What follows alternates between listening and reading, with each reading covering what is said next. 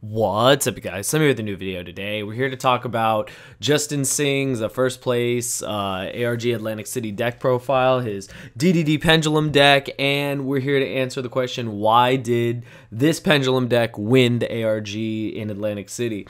I'm sure you've seen the deck profile by now. If not, the live deck profile is down below. Justin actually has his own channel. It's called, I believe it's Rapengu Nation. Forgive me if I'm wrong. I'm pretty sure that's a Ritual Beast or something like that. Definitely check out his channel. I think it's really cool that really good players like himself actually take the time to make a YouTube channel. He's actually showcased several videos on there. He has like spiral combos. He was actually one of the first players to innovate the Power Tool Dragon combo in spirals and whatnot. So be sure to not only check out his live deck profile, but check out the channel and subscribe, because I think, like I said, I think it's really awesome when really high caliber players actually take the time to make a YouTube channel and help you guys with combo videos and whatnot. So yeah, definitely check them out. We're here to talk about this deck because, again, just like yesterday's video, how Burning Abyss won UK Nationals, the second place deck was also Pendulum Magicians. Shout out, of course, to my boy Steven. You already know, Triff Gaming, that's the homie. When he said pendulums aren't dead, so many times to the point where everyone knows, stick to the game plan, pens aren't dead, he wasn't wrong.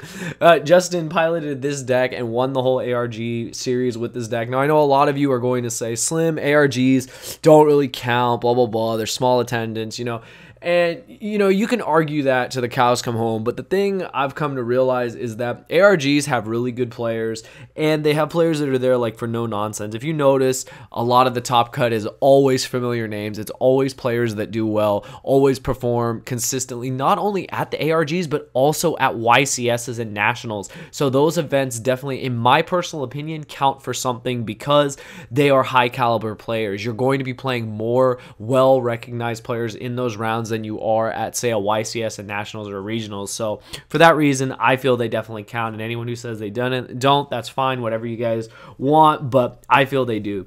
Now, Pendulum Magicians, crazy, the deck isn't dead. I'm going to get into his list real quick like I did yesterday's, and then we're going to talk about the reasons why it won. Again, if you guys like this series, be sure to leave the video a like. You guys seem to really like the UK Nationals, why Burning Abyss won. So we're going to continue these based on, the responses from that video and this video. So we'll get into Justin's list. Again, shout out to him for piloting this deck all the way to a first place finish. It's definitely a deck I'm sure we're going to see at Nationals this weekend in Texas. So yeah, without further ado, let's get to the deck list.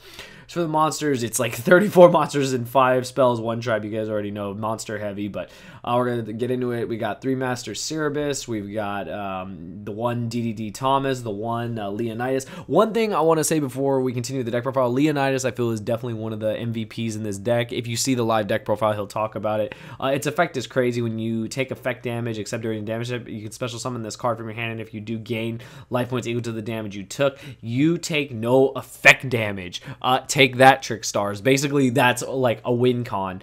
Not only does it negate the burn damage, it's freaking huge. It's 2600 plus it's a level 7, which helps you, make your, when you're doing your pendulum combos, but it's the fact that it's huge, number 1, and it negates effect damage. That card single-handedly destroys Trickstar because can't get around it, and their damage doesn't do anything to you, so pretty crazy. Anyways, the rest of the monsters, we got 1 Zanky Magician. This card's solid. You guys already know it's become standard in all Pendulum Magicians because it can negate a face-up light monster, which I think is really cool, plus it's a 7, plus it's a low scale, so I mean, it covers all the bases. He's got the Gate 0 because he's playing Dark Worm. You got the 2 Jackals. They go with the mythical beast Cerebus.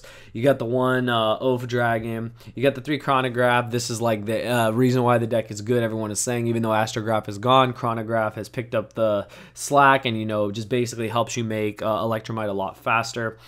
He plays the 1 Speedroid Passing Rider. Steven, of course, innovated this card and cited this card in his 60-card Pendulum deck.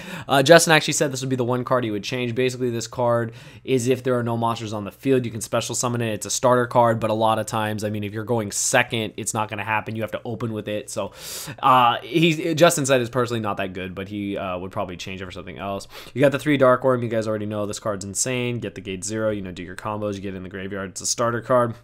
Then he plays a 1 Black Fang Magician. It's not a starter card, but, it's in there, just as a magician. You got a decent effect. And then you've got the 3 Wisdom Eye. This was like one of the main ones being able to destroy it and place a magician in your scale is really solid. So I think this card, obviously is going to be a staple at 3. And then of course the two the two purple poison, you guys already know. Standard. And then you've got the 3 curtain raiser. The curtain raisers are another starter card. What I really like about this is that the more starter cards you put in this deck, the more the deck is able to do. And not only has Steven talked about this, Justin talked about this, as many starters as you can get that don't take away from the consistency of the deck make the deck obviously one of the most consistent decks in the format. And of course the rescue hamster, this card is busted. The 3 harmonizing, it's like your main magician. Ironically, he said in his live deck profile he actually did not summon this that much. Usually when he was pendulum summoning, he was doing 2 7s and 2 6s. That's pretty standard. You guys already know with the 2 6s you're going to make Naruto, with the 2 7s you're going to go absolute and then into the vortex. So I mean, it's crazy. This card is so good, but he actually did not use it that much. And then of course the one-time gazer, it goes with the chronograph, another starter card. And then of course the 3 Kepler. Again, the DDDs are an engine that basically changes this deck again. This card is like a +3, being able to get the contract able to get the Kepler, etc., etc. You guys already know. Steven's talked about this till Kingdom Come with this deck. But yeah, this is just another, not only is it a scale, but it's a starter card. And like one of the main things I'll say about these pendulum decks I've noticed is the more starter cards you have, the more consistent your deck is, the more often you're going to get all your plays off, and you'll be able to play through multiple hand traps. So very solid. So that's it for the monsters. It is a whopping 34 monsters. Spells are pretty standard. He just plays 2 Dragon Shrine and 1 Foolish, basically to send the Dark Worm. Get you started. The 2 Dark Contact with the Gate. The 2 Dark Contracts are for what Kepler searches, and you just do the combo with it. And then his 1 trap is Imperial Order. You basically send this off Beatrice and add it back, so that you're setting it with Griffin, and that's just like a blowout. Having Griffin plus that, just being able to lock your opponent out is insane. Yeah, so that is the main deck. It's 40 cards. Extra deck real quick. We've got the 1 Vortex, the 1 Ignister, the 1 Absolute. Obviously, get you your Vortex. 1 of your negates right there. Naruto. You've got Beatrice. It's one of the combos. He even talked about it. Just being able to, send Imperial and then set it off Griffin is crazy. 1 Tornado Dragon. He talked about this. It's okay. It's probably one of the most versatile rank 4s that you can play next to Dweller. The reason why is just, against Altergeist and True Draco, he actually said that those are some of his hardest matchups. So anything that gives you additional ways to pop back row is solid. Dweller, he said that Dweller makes this deck better than Goki because he's able to just pump it out and then Goki can't actually play, which I think is nuts. They definitely cannot answer it, so I think that's really cool that you can play this in this deck. Borreload, self-explanatory. Firewall, self-explanatory. Griffin, like I already said, part of the board, and just, being able to get Imperial Order is nuts. The 1 Metaltron, simplified game states. The 3 stick to the game plan, Electromite, you guys already know, self-explanatory. And then the 1 Underclock Taker, just being able to make Underclock Taker and just, link climb plus, just do crazy stuff. And then to his side deck is pretty spicy, I gotta admit. His side deck is extremely spicy. He's got 3 Winged Dragon of Raw Sphere mode, that's for Gokis. 3 Lava Golem, that's also for Gokis. Whenever you go second, you're able to just clear their board, take away the extra link, then you're able to play Yu-Gi-Oh! Then you've got the 3 Denko Sekka. What he talked about with Denko Sekka is that Denko Sekka is just really solid against like Alter Guides. It's really solid against Trick Stars, basically, and it's really, really good against pure Sky Strikers. You basically summon this, and then they can't activate anything, and then you just clear away the back row, and you win. So very, very solid. The 1 Cowboy, one thing about Cowboy, he said is they basically swapped one of the extra deck cards out, and that this is solely just for like Altergeist, and if time is a thing. He actually said he rarely went to time, so this card was not cited as much, but it is there. You guys already know with these ridiculous end of the match procedures, you're just able to go bang bang Cowboy for game. But what I respect about him is saying that he did not really go for this that much. One thing you'll notice, you guys, is a lot of the veteran players, a lot of players being around, they're going to play honorably. They're going to, not take 50 minutes to make 1 turn, and, I really respect that about Justin, about other players, that, they do have this option, because let's face it, these new time rules are insane. Konami, you need to change these rules because they make everyone's life miserable. So yeah. And then just 2 evenly match and 3 red reboot. Red reboot, he said, just obviously for Alter Guys, True Dracos. And then the one thing about this deck is that they can support red reboot because they can just kill you next turn by pendulum summoning. Again, he mentioned evenly matches wasn't that solid. A lot of people are saying that. It only is really good against Alter Guys and like back row decks, but it's there. you know, but I'm noticing a lot of people are just saying this card is just not that good. But yeah, overall, that's the main deck, side and extra. Now, why do I feel this deck won the ARG? Again, just like Burning Abyss, I feel people are not siding Winter Cherries, and if they are siding Winter Cherries, they are forgetting to put an Electromite in there. By not putting Electromite in there, they are, you know, just basically making themselves susceptible to this deck. You know, what are your main outs? Your main outs usually would be D-Barrier, Anti-Spell Fragrance, and then Cherries on Electrum is huge. If someone is actually playing Cherries and they're actually playing Electrum, they were prepared, and I feel that after seeing not only this deck profile, but also the deck that took second place at UK Nats, they're definitely going to make that change. I feel that by not playing Electromite in the extra deck, you know, they're not respecting Pendulum Magicians enough, and because of that, you know, they're getting punished. That's one of the reasons.